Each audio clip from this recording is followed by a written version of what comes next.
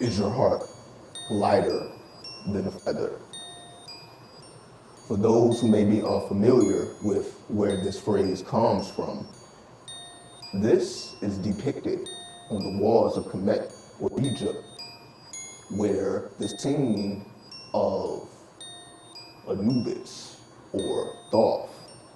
You know, it all depends on what time period you study, but essentially what you see is imagery of a being or a person who has transcended to the afterlife, and their heart is being weighed on a scale against a feather. So it essentially says if your heart is lighter than a feather, then you can transcend. But if your heart weighs more than a feather, then you have to repeat the cycle over again. In modern times, this is taken as doing good deeds results in you building up your spiritual currency.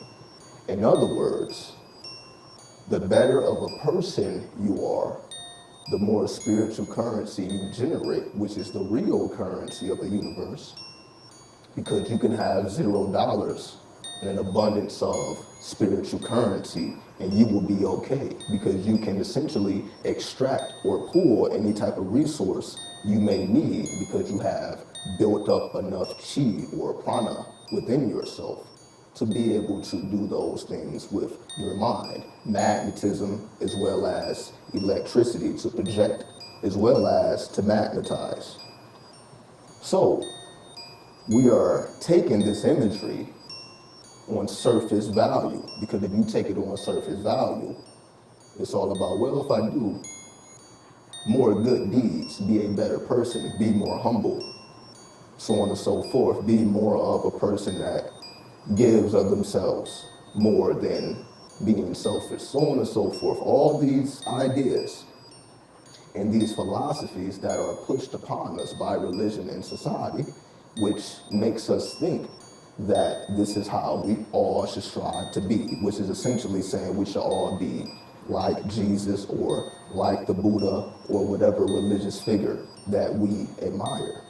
Because we see these religious figures and leaders, and they were humble and the whole nine. Turn the other cheek, miracle workers, so on and so forth. The problem is we also have other people who have done the same as Jesus, because I may refer to Jesus as Jesus or El Cristo Negro to make it more versatile, because there's many histories associated with that, not just the one that we're familiar with Christianity. For example, once you get into Gnosticism and you start reading things like a Book of Thomas, where you see Jesus, or essentially you read about Jesus speaking to his disciples, and the answers that he is giving to their questions is very different from the Jesus or the El Cristo Negro figure that we are most likely familiar with. You know, religious-wise, going to church, so on and so forth. Because a Gnostic, El Cristo Negro, says things like, don't fast. You know, don't make offerings to the gods.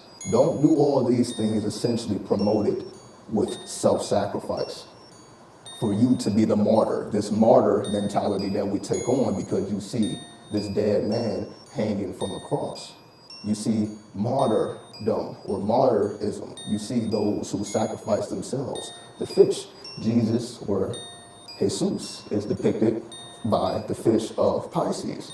Pisces is all about self-sacrifice. So self-sacrifice and essentially building your wealth in this world, in the spiritual realm, does not really coexist. What I mean by that is the reality of the imagery that we see as the heart being weighed against the feather. It's not about good deeds, because if we understand that the Egyptians or the people of Kemet were not religious, they were not thinking in these terms. It was never based upon anything that we consider to be good deeds or bad deeds. All this good guy and bad guy, good girl, bad girl, this is all modern day concepts. So in essence, we are not here to be humble, to be good Samaritans.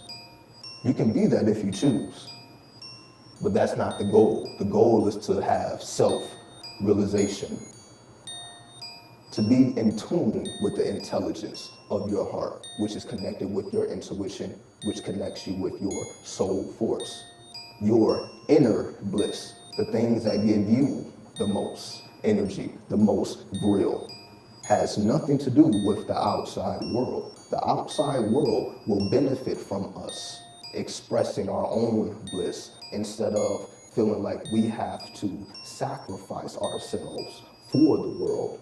We must bless ourselves for the world, or in other words, we must realize our greatest potential to be of any benefit to the world instead of putting the world first and ourselves second.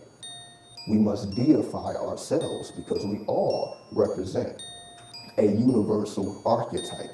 And the more we embody this universal archetype that we all manifest physically, this is how we are to align with our ultimate destiny and fate.